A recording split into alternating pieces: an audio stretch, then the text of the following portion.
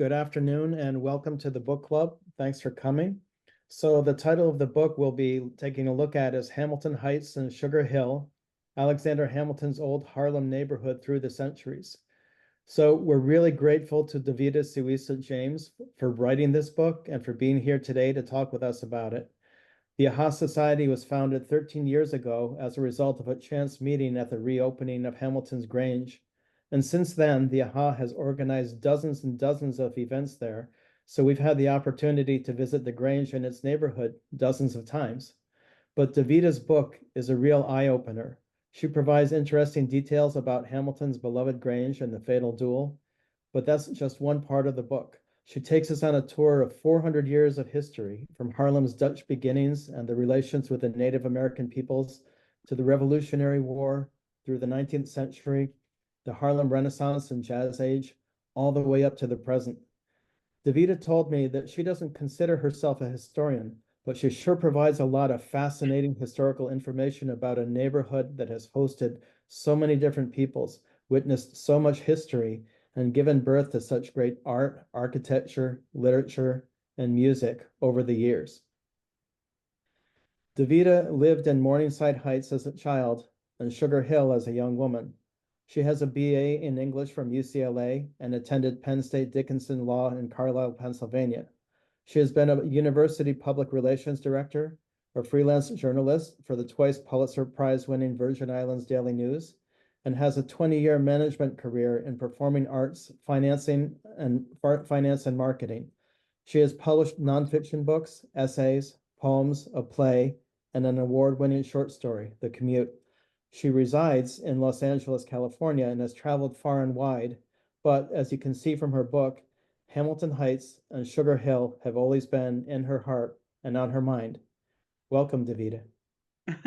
Thank you so very much for that. It is such an honor to be speaking with your society today. Out of all the many presentations that I've given, this is the one that I was so excited about, to speak to a group that is so in love with Hamilton and everything about his home.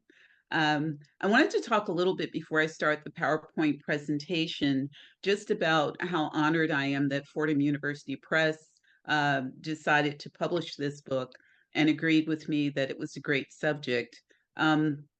I was thrilled in June to give a presentation at Hamilton Grange during my book tour, and also at the Morris Jumel Mansion.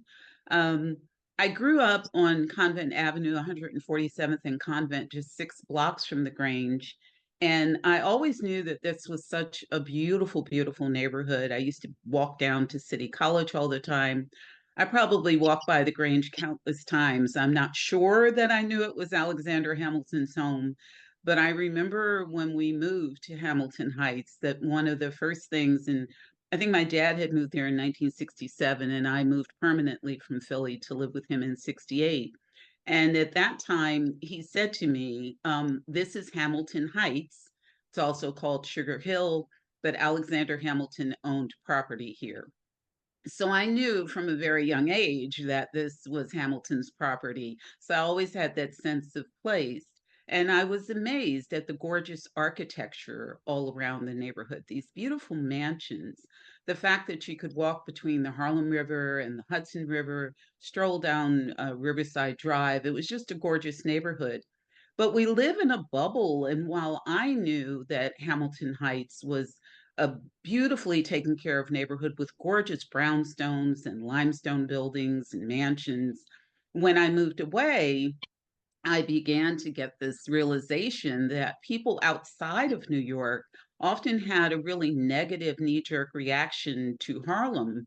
And when I tried to explain how beautiful it was, that just was not coming across to them. Um, when the play came out and I started to mention, oh, wow, I used to live in Hamilton Heights, I think some people really thought I was making it up. One of the questions I would get immediately was, why would Hamilton build a house in Harlem? And I said, I have a feeling it was different several hundred years ago. But still, there was this disconnect in believing that there could be beautiful parts of Harlem. So my initial purpose in writing the book was to dispel that, to let people know how gorgeous parts of Harlem were, even though there were parts that had become very decimated. There's no question about that. But there were also huge portions of it that were beautiful, like Hamilton Heights. Um, the history that I uncovered really surprised me, and Tom is right. I do not consider myself a historian. And when I say that, people remind me that I dug into 400 years of history. But when I learned that Norman Rockwell grew up 2 blocks away from where I was living, and as a little boy on St. Nicholas Avenue and 148th Street, that's where he discovered he liked to draw. Ralph Ellison wrote Invisible Man on the other block. Um, George Gershwin wrote his first hit just 3 blocks from where Hamilton Grange was. This was a neighborhood that not only had Duke Ellington and Thurgood Marshall and so many other incredible people, but the history, the rich history of this neighborhood really surprised me, including the fact that the local funeral home was actually built by James Bailey of Barnum and Bailey. As a little girl, I used to just think, who built a funeral home that's a castle? Um, so anyhow, that was my reason for wanting to write the book, to share with people the incredible beauty of this neighborhood and the history of all the fantastic artists and civil rights people who had lived there. And with that, I will share the PowerPoint presentation that I wanted to share with you today. And see.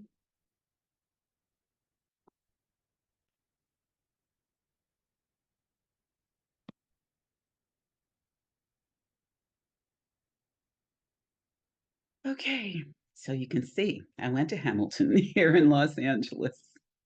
Um, I always begin my presentations by first acknowledging that this land was that of the Native American people who had lived here for hundreds of years. And when I say here, I'm in Los Angeles, but obviously I mean New York. But they had lived there hundreds of years before the Dutch arrived. They called it Lenape-Hoking, the dwelling place of the Lenape. There is a book by Evan T. Pritchard, a Native American who wrote a book called Native New Yorkers, The Legacy of the Algonquin People of New York. And one of the things that he said that I found was very profound was that wherever you live, you owe it to yourself to know the history of the land you live in and who lived there before. The spirit of the people before you is still there in some sense. So it is appropriate and necessary to do a spiritual and moral title search wherever you live. And so I always think that's a very good beginning to the talk. Um, James Riker, a historian in the 19th century, wrote a book in 1883 called The History of Harlem. He researched some of the incredible titles and the history going back not just to when the Dutch first came, but also to what was going on in the Netherlands that encouraged them to want to come to New Amsterdam and settle here. There's one family in particular who would have a profound effect on Hamilton Heights and New York City in general, the DeForest family. And in the 1600s, their patriarch, Jesse DeForest, who was a master fabric dyer, he actually hoped to settle his family in Virginia, but his permit was denied. His sons, Henry and Isaac, later immigrated to New Netherland in the 1630s. And that's actually Jesse's signature from the History of Harlem book. So from the very beginning, there was this division between the more concentrated areas downtown in New Amsterdam, where they built the wall, versus the people who moved north to build farms. So there was always this kind of separation. And as I'll point out later, they actually would later call downtown New York City versus Harlem, which was everything that was uptown in the north of the island. There were a series of bad administrators. We find that in 1639, there was a Captain Joachim Peterson Coiter. He shortened his name to Joachim Peters. He came from the Netherlands with his friend that he convinced to come with him, a man named Jonas Bronk. And Jonas Bronk wanted to be close to his friend, but not so close. So instead of settling right in Manhattan, he crossed that little strip of water over to the other side of the Harlem River. And people began to call the huge estate that he had purchased Bronx land. And then eventually that got shortened to the Bronx. So a good portion of that land in the Bronx was named after Jonas Bronk. So in 1647, we have Peter Stuyvesant come as the administrator of New Amsterdam. And he brings order, but he has a rather dictatorial style.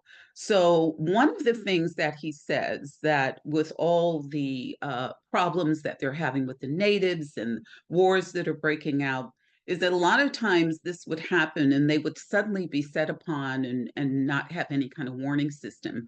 So he knew there was this large community of people that had settled out of the walled area of the town downtown. And he says, you know what, we need a better warning system. We need to gather you together and at least have some kind of village setting so that when there is a problem with the natives, that you can warn us that there is an issue. So he decided to incorporate this town, and he gave them the option of what to name it. Now, some people say that he named it, and others believe that the farmers that were in this outpost that they named it. And Harlem in the Netherlands is between The Hague and Amsterdam. And it's famous for the fact that it withstood a long, months-long siege against the Spanish during the war. And then even when the siege was broken, that they were so brave in trying to fight off the Spanish.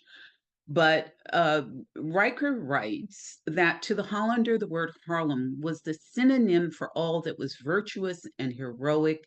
It was an illustrious example of courage, endurance, and sacrifice, ever to live in the memory and to be tenderly cherished among the proudest and dearest of the fatherland. And that painting that you see there is it depicts when the siege was broken and the Spanish broke in and slaughtered basically almost the whole city.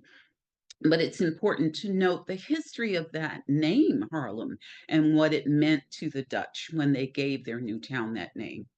So this is part of the 1658 ordinance that was established that incorporated the town of Harlem in 1658. Now, and that's a picture of Stuyvesant there to the right. Now, what's interesting is that you'll have some people try to say that the town itself was all of Harlem, but that is not at all the case. Harlem at this time took up almost two-thirds of Manhattan. It stretched to the very tip of what we now know as Inwood. And some of the highlighted portions there, you can see that he says the director general and the council they're incorporating his town for the further promotion of agriculture, the security of the island, for the greater recreation and amusement of the city of Amsterdam, delineating that it was a different place.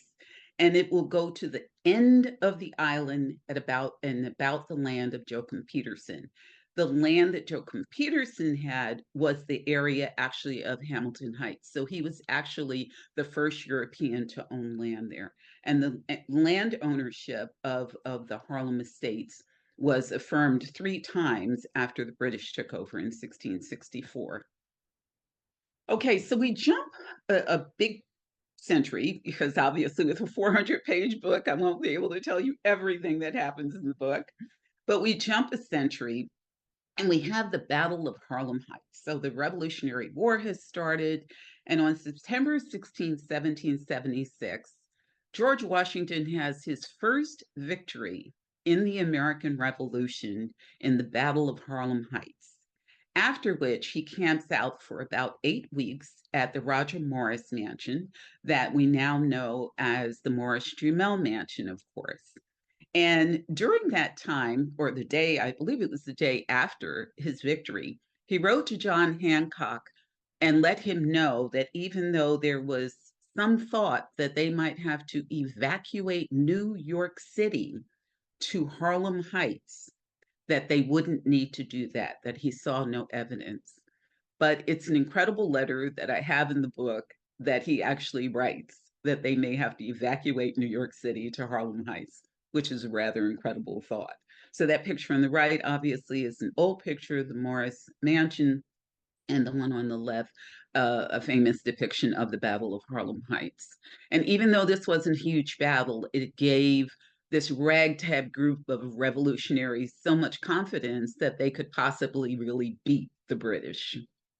1799, as we all know, Hamilton wrote to his wife about a sweet project he was going to surprise her with.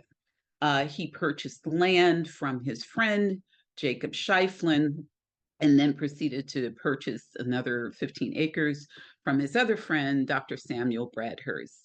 These are various pictures, and I want to point out something about the pictures, by the way, as I go along. I have about 130 pictures in the book, far more than Fordham was originally hoping I would have in there, but there were so many more that I couldn't share. So even though the majority of the pictures that I'll be sharing with you during the talk are pictures that are in the book, I wanted to add some more of the other ones that I wasn't able to include. So these are various depictions of the Grange that I'm sure most of you have seen, that just give you an idea of what it was like when it was first built. And we know that it was finished in 1802.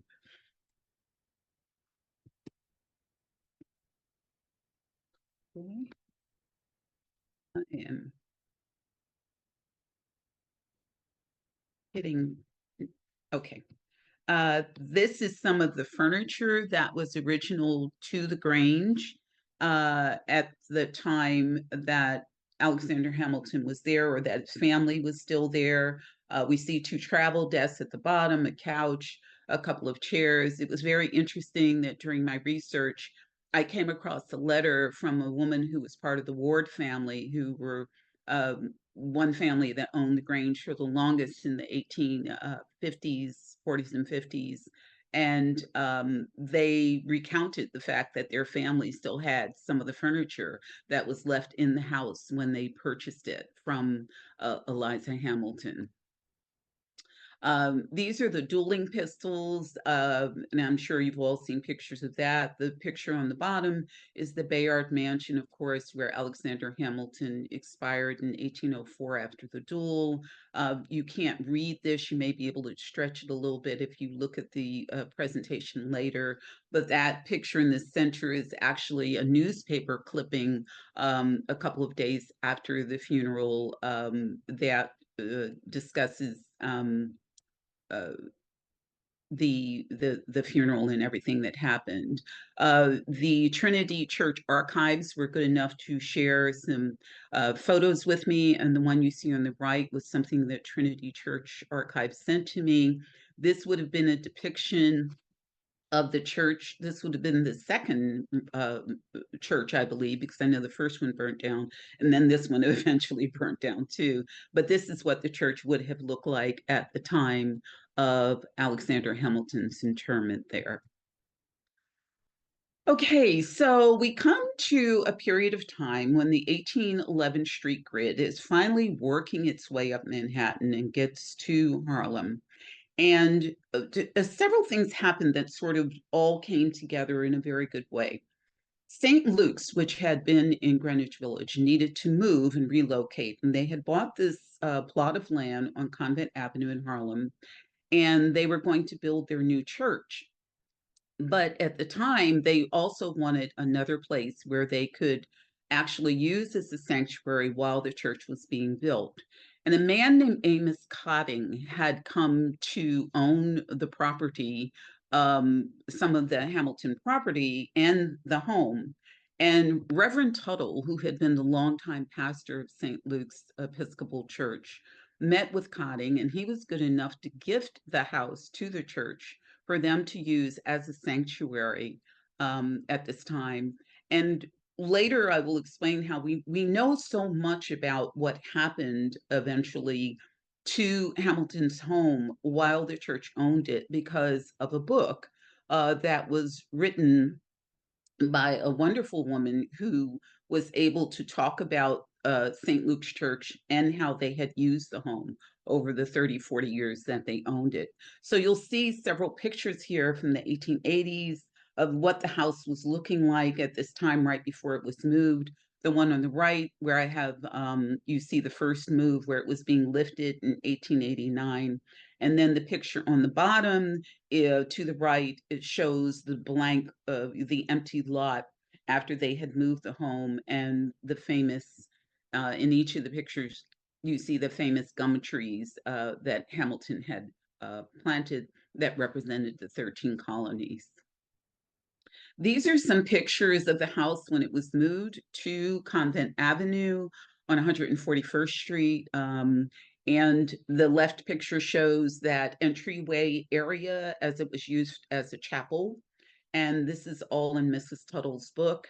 The picture at the top right, which I think is a fantastic picture because it shows the side of the house before the apartment building was built. And the one below to the right is a beautiful picture of the Grange next to St. Luke's Episcopal Church.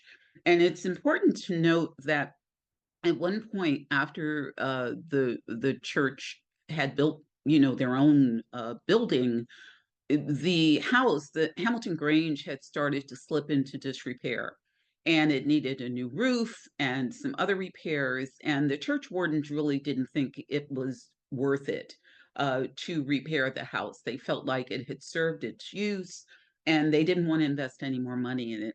But Reverend Isaac Tuttle is the man who truly saved the Grange, because he convinced them that they couldn't destroy or let Alexander Hamilton's home go to rot, that he was such an important figure in the development of our country, a friend of George Washington's, and he used his own money to make the repairs so that the Grange was still standing. Otherwise, we don't know whether or not they would have torn it down, or whether the water damage would have injured it so badly that there would have been too much destruction. But in any event, Reverend Isaac Tuttle is to be commended for the fact that he knew that the Grange had to be saved. These are some wonderful old pictures, not all that made it into the book, but I love these old pictures. And I want to just mention that the National Park Service has a website for the Manhattan Archives, where I got a lot of these pictures. And it's absolutely fantastic, those archives. There are old letters and records and pictures there that are really just a gold mine. On the left, you can see the stairwell looking down. The center picture is of the attic. That might have been from the book Mr. Daniels and the Grange. I'm not exactly sure. You can also see the beautiful old staircase that eventually got removed. I think it got removed with the move to convent. I'm not sure. I'd have to look that up. But anyhow, these are some wonderful old pictures. The one on the right, there's actually an old gown in this case. And whether or not I don't know if anyone actually knew the history of whose gown that was, but I did enjoy these old pictures of the interior of the Grange.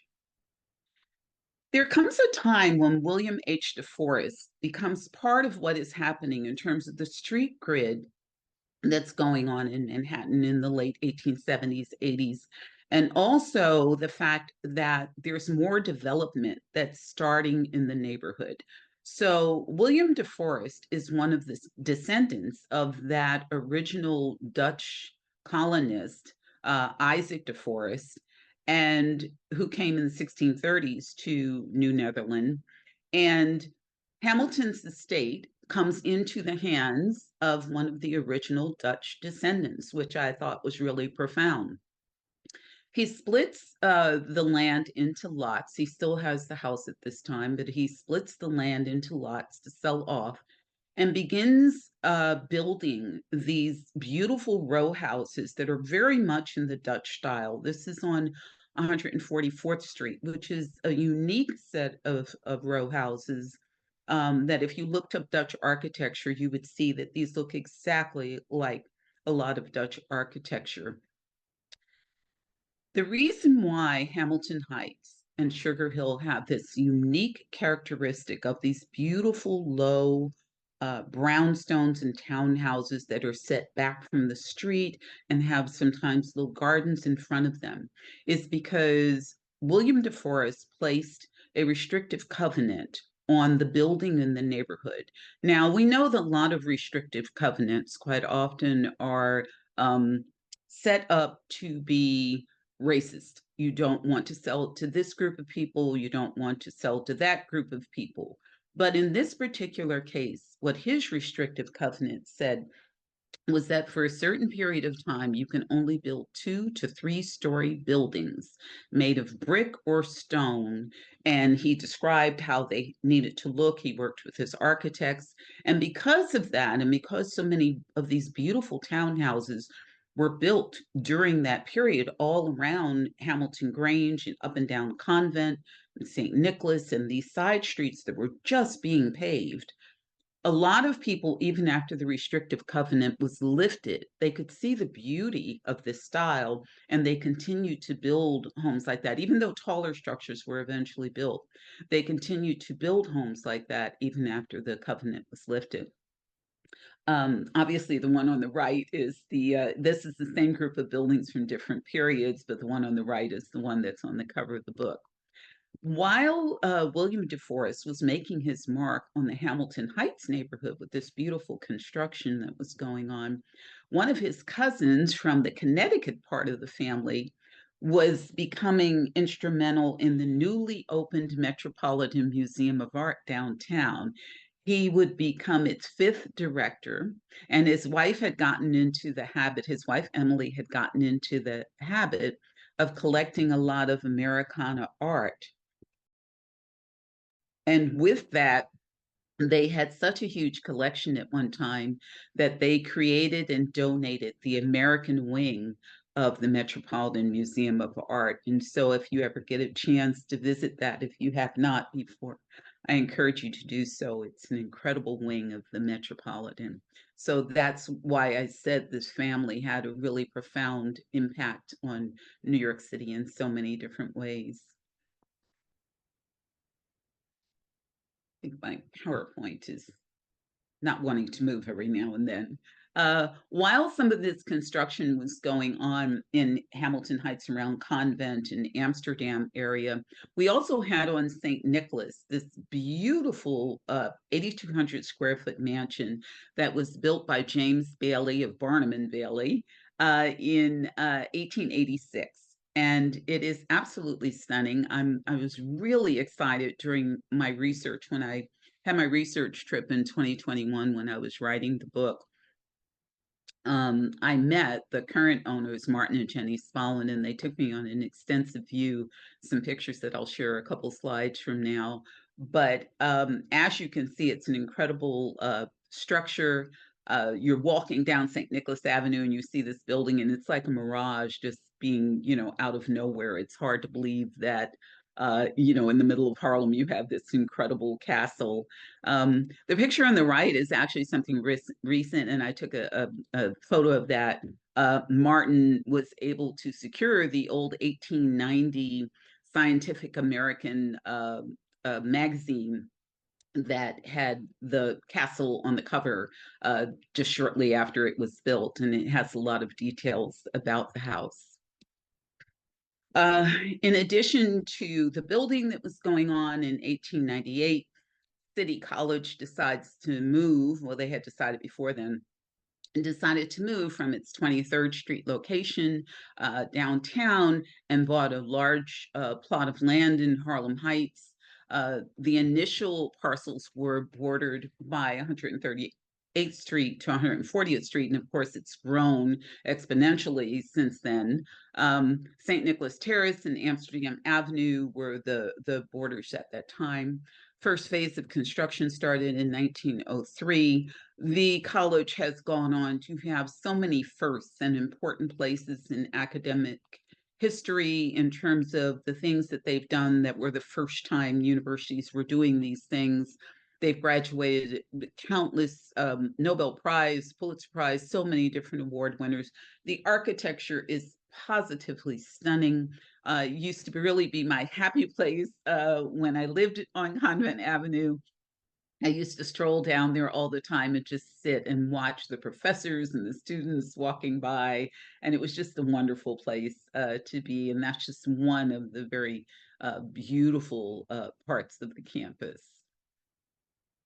So this is the Bailey House now in the 21st century, built in 1886, but in 1951, an African-American woman named Margaret and Blake and her husband Warren Blake, who was part of the Normandy invasion, they bought the 9-bedroom Bailey House, and Margaret would operate the M. Marshall Blake Funeral Home for decades from there.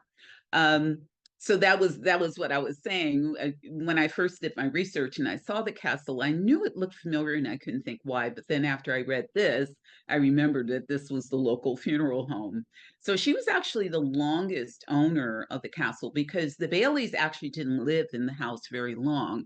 They were disappointed at the amount of development that was going on in the neighborhood. They thought it was going to stay rural. And so they only lived in the house a few years before they sold it. So the Blakes wound up owning it the longest. But there was a really destructive fire. And during the fire department putting out the fire, they had knocked out parts of the roof. And so there was damage to some of the stained glass windows, also to the roof.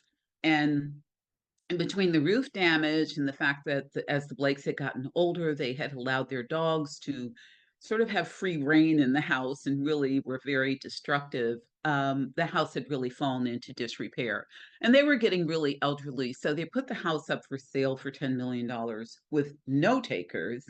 And then finally, in 2009, Martin and Jenny Spallin, an incredible couple who are fixing up the house and doing a fantastic job. They have created 2 workshops in the basement where they're doing all kinds of museum quality repairs to the house. So you can see Martin there in one picture next to one of the stained glass windows.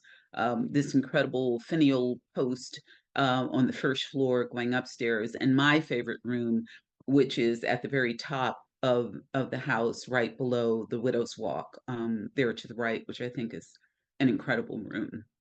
So it's still being restored, but it is truly a treasure. We hit the 20th century and the Great Migration. And this, of course, is the period of time when millions of Blacks will eventually leave the South for the North and West and Eastern cities to get away from the racism of the South. It's a huge shift in the American landscape. Many of those people come to New York City, some to Brooklyn, many of them to Harlem. After World War I ends and you see the shifting demographics, there becomes this division between the two Harlems. You have Central Harlem, you have East Harlem. When I say the two Harlems, I mean Central and Hamilton Heights, Sugar Hill, in terms of the African American population, but obviously you also have East Harlem that has started to develop in the late 1880s, and you have a large Italian population. Later, early in the 20th century, you will also have East Harlem becoming the home of a lot of Puerto Ricans who began to move, and of course, it's changed quite a bit since then. These 2 buildings on the left is the Paul Robeson building at 555 Edgecombe Avenue. A lot of very famous people lived there, especially musicians. And on the right, you have 409 Edgecombe Avenue, which is where Thurgood Marshall and many people from the civil rights movement lived. And they're both historic landmarks now. These are just a quick picture of some of the beautiful mansions along Convent Avenue. The stone one in the bottom left is actually the one that's on St. Nicholas Avenue. But this is a really good example of why, when I used to try to tell people how beautiful the architecture was in where I lived in Hamilton Heights, this is an example of what I would point out to them and, what they couldn't quite conceive of. The building in the upper left there is 339 Convent Avenue. And if any of you have seen that quirky movie with Bill Murray called The Royal Tenenbaums, I think it came out in the early 90s. that was actually the film location for the Royal Tenenbaums. So as you can see, stunning architecture that is pretty expensive today. We also have the Hamilton Theater on 146th and Broadway. Historic for many reasons, but mostly because it was the first vaudeville house in the neighborhood, possibly the only one, that later transitioned to a movie house when vaudeville was on its way out. It opened in 1913, and then with the decline of vaudeville, the Hamilton Theater was sold to a brand new company, Radio Keith Orpheum, known as RKO Pictures. And Joseph Kennedy was actually one of the founders of that. And so talking pictures were all the rage, and the Hamilton Theater became one of the earliest theaters in New York to show talkies. That's an old picture of the interior in the book. I have, sadly, the really decayed and kind of falling apart pictures of the way it looks now, but a stunning building that is still there. We move through to the Harlem Renaissance. There is a librarian by the name of Regina Andrews Anderson who made history in many ways in terms of becoming the first African American librarian to have her own branch. Later, I think it was in the Washington Heights branch. But she and her roommate, Ethel Ray Nance, used to give these literary salons at their apartment at 580 St. Nicholas Avenue. And that picture I just took in 2021, so the building is still there. And they had so many people that came through their apartment, Langston Hughes or Zora Neale Hurston, Countee Cullen, a host of people from the Harlem Renaissance. This picture that is part of the New York Public Library archives is actually one of the few pictures that capture so many people who were instrumental during the Harlem Renaissance, all in one picture. They were giving a party for Langston Hughes, who is the man on the left there in the other picture of just the men. And they took this picture on the roof of the building. And it's an iconic picture because there's very few times when you see all these people together like this. So in this same period, in the 1920s, you have the American Scenic and Historic Preservation Society buy the Grange from St. Luke's Church for $50,000. They have a gift of $100,000 for the purchase and maintenance by J.P. Morgan and George F. Baker.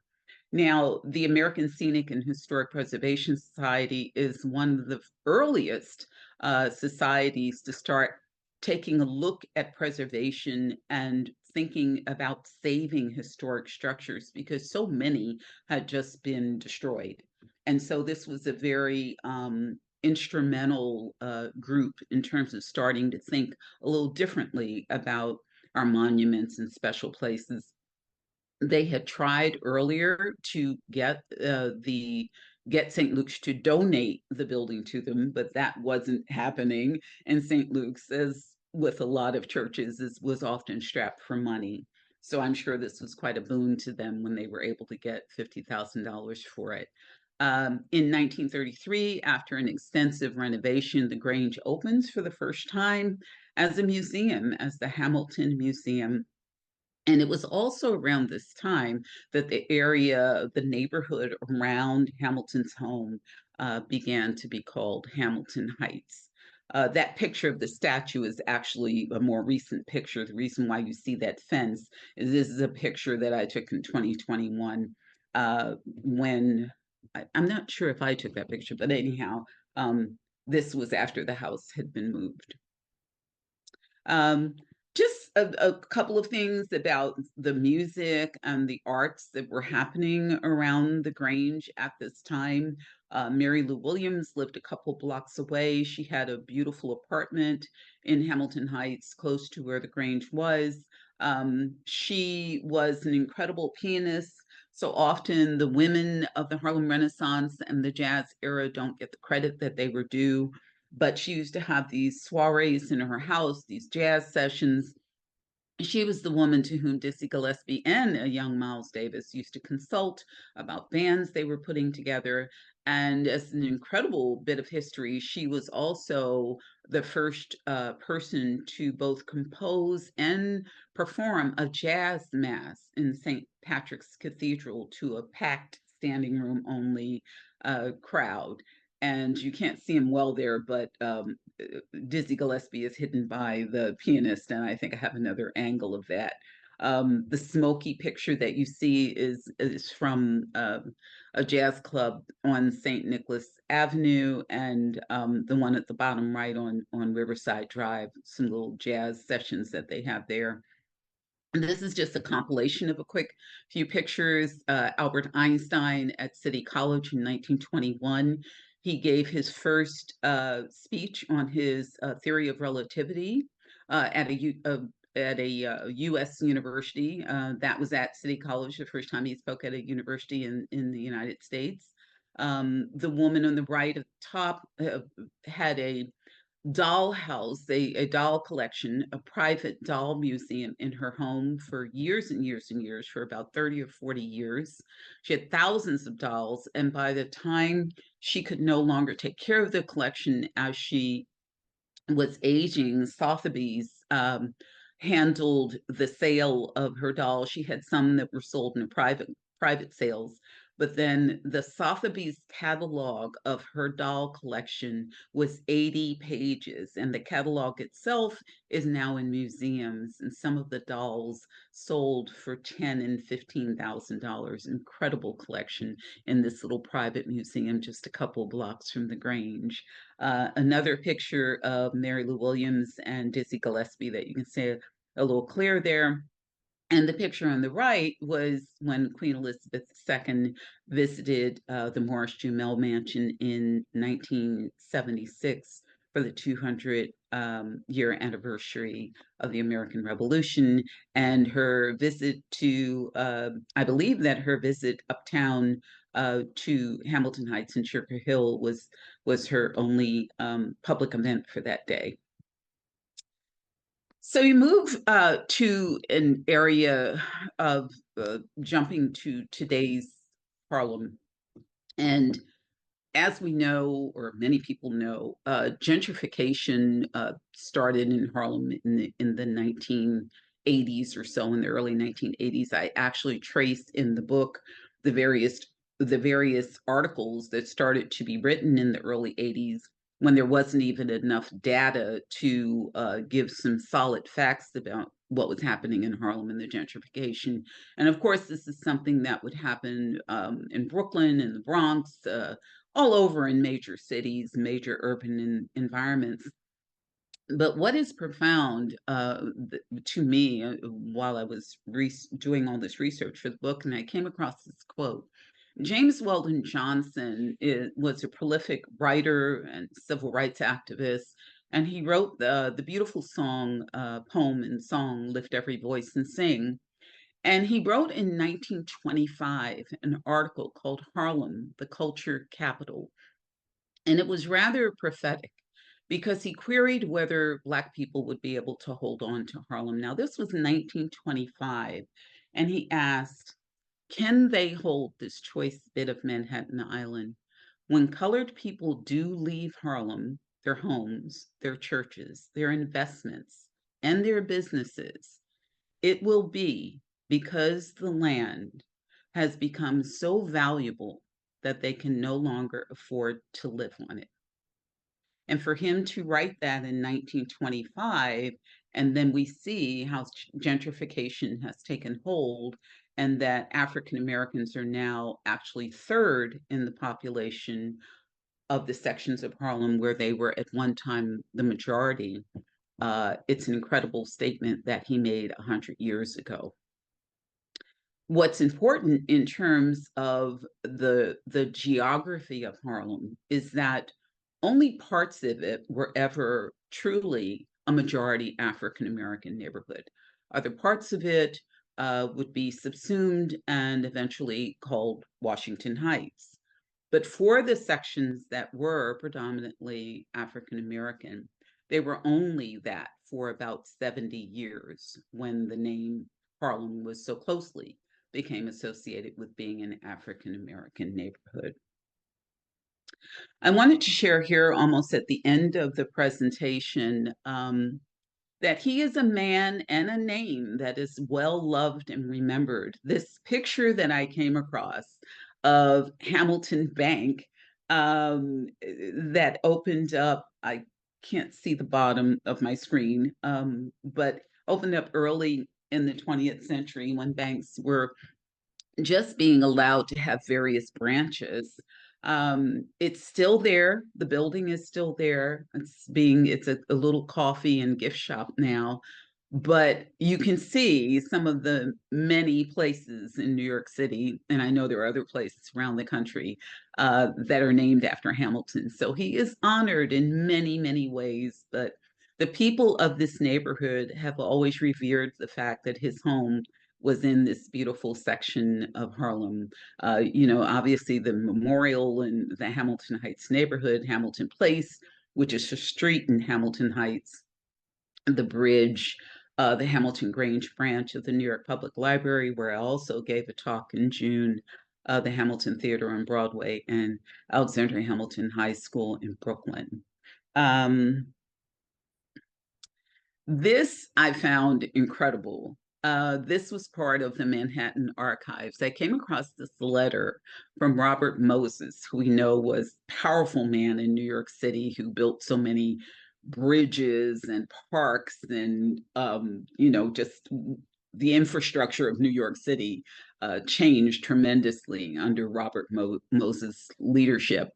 And he wrote a letter to Alexander Hamilton V in 1952 when Alexander Hamilton, this descendant, was the president of the American Scenic and Historic Preservation Society, the one that had purchased the Grange and turned it into a museum. And the gist of the letter, which you can't see the whole thing there, was that he objected to the notion that anyone thought that the Grange should be moved to St. Nicholas Park, which is so funny to know that this suggestion of it being moved to the park, because everyone realized that it was squeezed in between the church and this apartment building now that had been built in the 1920s, and that it deserved more respect than that. It deserved to be in a better setting. But the idea that it would be moved to the park, which obviously we know is exactly where it wound up going, was abhorrent to Robert Moses. And so he wrote to Alexander Hamilton, who he addresses as Sandy, to make clear that he did not agree with moving the house to the park. These are pictures of the house being braced on the inside for its 2008 move to its permanent home. And then also of that incredible move down the street, just right around the corner, not sure exactly 500 feet from where it was perched, in between St. Luke's Church and the apartment building, down Convent, down 141st Street, to where you can see down the bottom before that major renovation where it landed in St. Nicholas Park, where Robert Moses did not want it to go. These are some beautiful pictures from the inside of the house that I'm sure many of you have been in there, of course, and you've seen these gorgeous pictures of the house. One thing that I only really noticed while I was tweaking the presentation, the picture on the right at the bottom is in a museum. It's not on display, but it's in one of our national museums, and it shows Alexander Hamilton's travel desk. And I think we all know that almost everything, except for, I believe, the pianoforte in the Grange now, everything else is a carefully reconstructed new version of a lot of the furniture and everything. And I noticed that the travel desk that's in the Grange looks a lot like the original. So I'm not sure if they patterned it after that, but I just noticed the other day how close it looks like to the original. And in summary, we see our Alexander Hamilton from the Currency, and a beautiful picture of the Grange in its current location. Uh, Part of what was very important to me in writing the book was that despite all the incredible history about the artists and all the people who lived in this neighborhood, the development, the architecture, so many of its historic landmark status. I mean, so much of the neighborhood now is a historic landmark for the architecture that was there and the people who lived there. But I always wanted the book to come back to this house. Um, I focus on the Bailey Mansion, the Morris Jumel Mansion, um, and Hamilton Grange, because these homes were there before the development. But the Grange in particular, I wanted to make sure the book was always coming back to what was happening to the house at certain points, whether it was in disrepair, whether it was closed, efforts to raise money for the renovation, which at one time they thought would only cost $100,000, and we know it wound up costing 14 million. And in one of my very final edits of the book, when I came across this public record, I knew this was how I wanted to end the book. And in the final declaration of Hamilton Grange as a federal memorial, which, by the way, President John F. Kennedy signed into being as a memorial, it is written in the appendix: no obelisk, monument, or classical temple along the National Mall has been constructed to honor the man who, more than any other, designed the government of the United States. Hamilton should at least be remembered by restoring his home in a sylvan setting. And then my final words are that it is a tribute worthy of the man. And I thank you. Wow, Davida, absolutely amazing presentation. I'm impressed that you managed to bring us through 400 years of history so smoothly. Thank you. And I'm sure your book is even fuller of incredible details and insights. So I do encourage everyone to pick up a copy. As you would have seen when you signed up, either through our Facebook or through our e-blast, the publishing house has generously offered a discount code for AHA Society members and our friends to pick up a copy. So definitely take advantage of that if you have not already, to pick up and learn more about the incredible neighborhood that was once Alexander Hamilton's home. So one of the things that really struck me, and I would invite at this time everyone else to start putting some of their questions into the chat for Davida, but just how incredibly cultured this area was, how many, not only just local culture, but culture that had a national impact, names that have had a national impact. I would just really love to hear your thoughts a little bit more about that, Davida, about how this area really produced so much and created so many historic moments and movements for the U.S. It's very, very true. It's one of the things that I found so striking during my research. You know, that's why that quote by Evan T. Pritchard, that you should know a little bit about the neighborhood that you live in. For instance, I mean, I was surprised to learn that Rodgers and Hammerstein were Harlem boys. They grew up in Harlem. One of them went to school at City College, the other at the other or both of them at Columbia, you know, which is in the Morningside Heights section of Harlem. Right around this neighborhood, you had the music of the High School of Music of Arts, which in the 1930s was revolutionary for students being admitted for the first time, based on their proficiency in the arts. Stephen Bochco went there, Diane Carroll. There were so many people I can't even name, but a who's who list of everyone in the music, film, and theater industry attended this high school right across from City College. The Harlem School of the Arts, right around the corner from the Grange on St. Nicholas Avenue, which is still there. Herb Albert donated $10 million to it several years ago. The Dance Theater of Harlem was founded right down the street on Convent Avenue, 152nd at the end of Convent Avenue.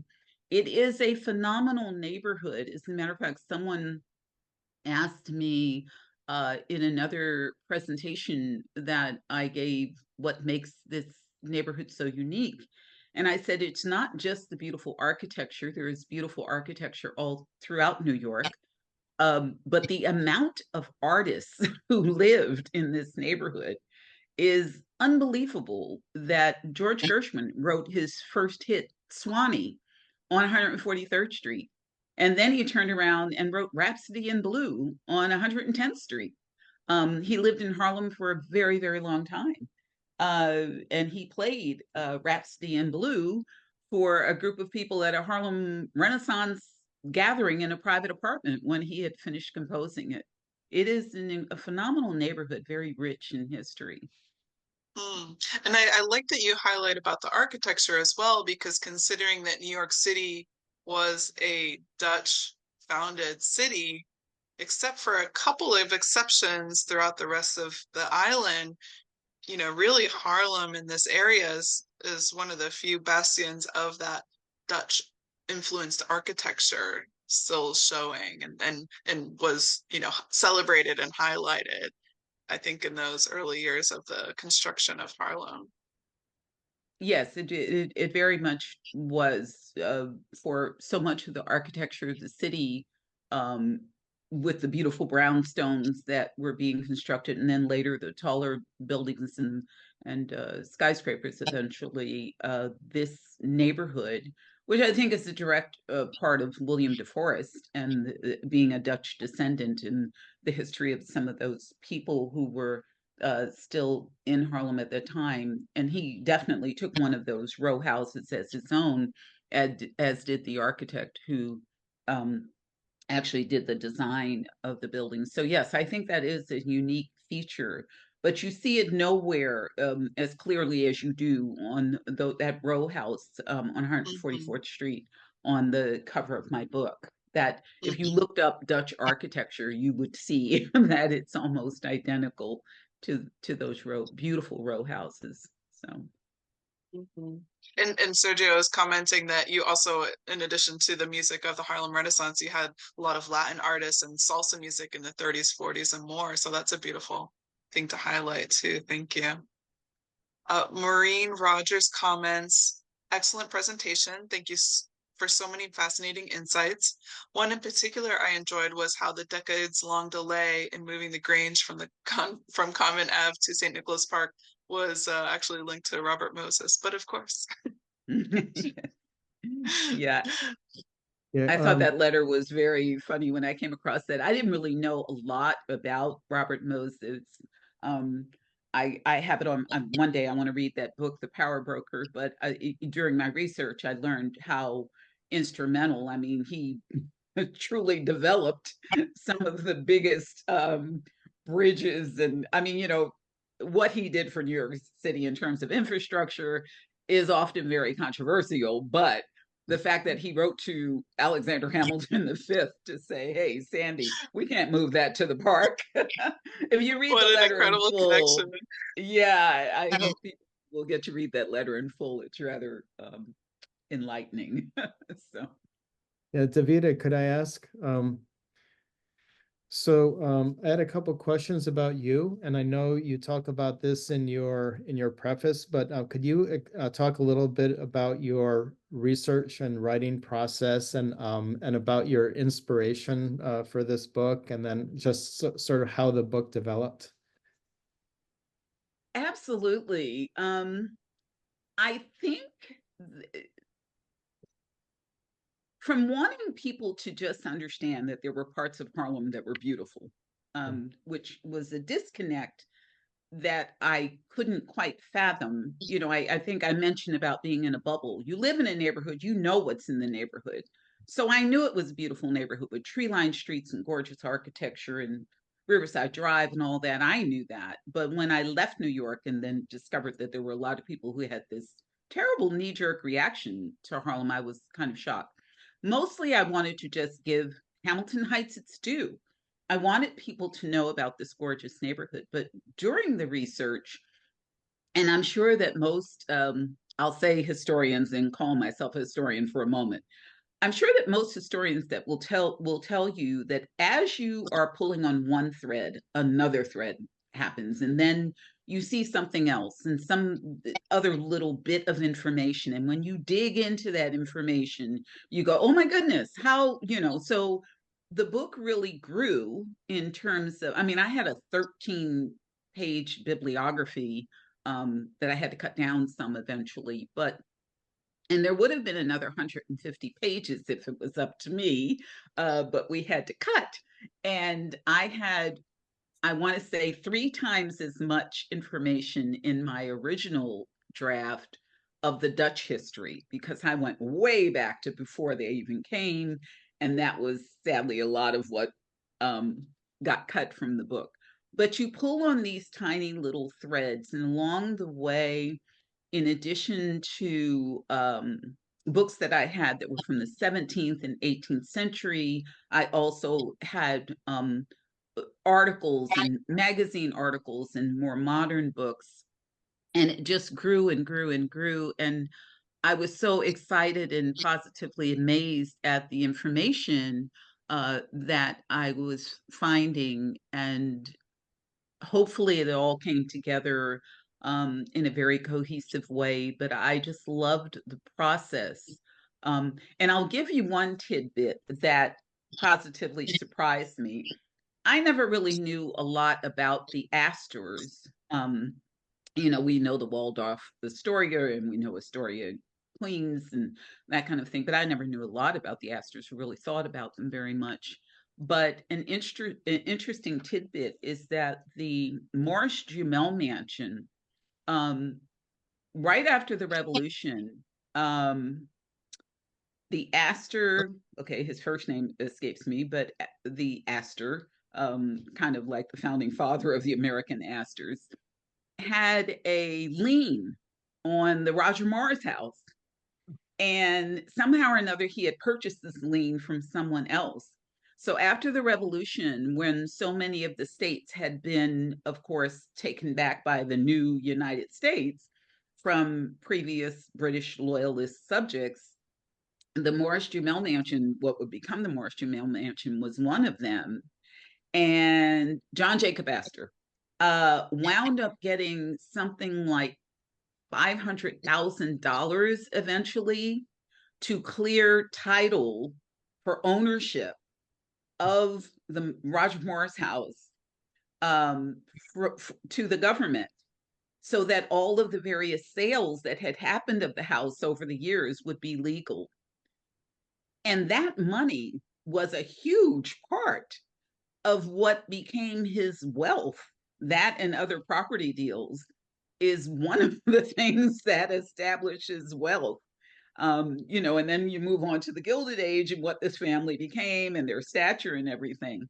So I thought that was one of those little threads that happened during my research that I came upon. So. And can you tell us a bit about when you were growing up there? So what things did you like to do for fun, and also what kind of music you could hear? Because I was amazed at all the you know, the jazz heroes of the day. So Coleman Hawkins and Mary Lou Williams and Dizzy Gillespie and Tad Dameron and others. So were you listening to jazz at that time yourself? Well, as a child, because my father was a bartender, and so he actually attended bar in a lot of the most famous nightclubs. Now, this would have been the late 50s and in the 50s and 60s, but because jazz was always on in our house, there were times after I left school that sometimes I would be sitting in a corner of whatever club that he was working in with my little Shirley Temple, waiting for someone to walk me home. And one of the clubs he worked at was Minton's, which most people know is a very famous nightclub in Harlem, was a very famous nightclub in Harlem, and where bebop was supposedly founded. And so jazz was always a part of our lives.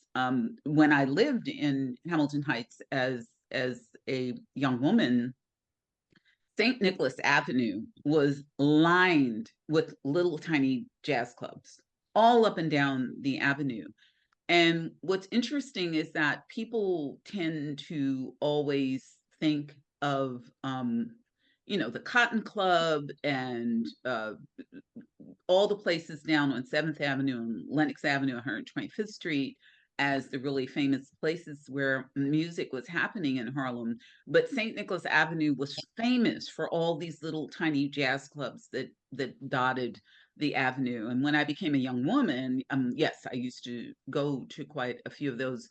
But when I was home from school, because I actually went to boarding school in New Jersey, but when I was home from school on the weekends and in the summer, my favorite place was really Riverside Drive, walking up and down Riverside Drive, and City College. I mean, City College to me was the gold standard for what a college should look like. It was just the architecture was unbelievable. And when I used to see old black and white movies of Oxford and Cambridge, I was like, oh yeah, they look like City, they look like City College.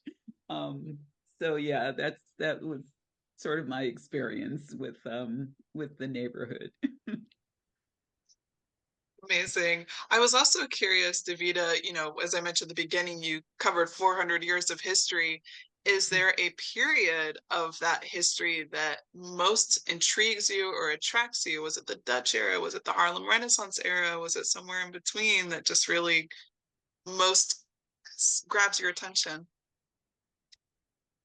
I think, to be honest, the period between the late 1880s, with the incredible transformation from this rural neighborhood where there were brooks and streams and wild game and all of that, to the sudden expansion of all of the building boom, these houses going up, these row houses, and all this construction, and the beginning of the Great Migration, when the neighborhood starts to become integrated.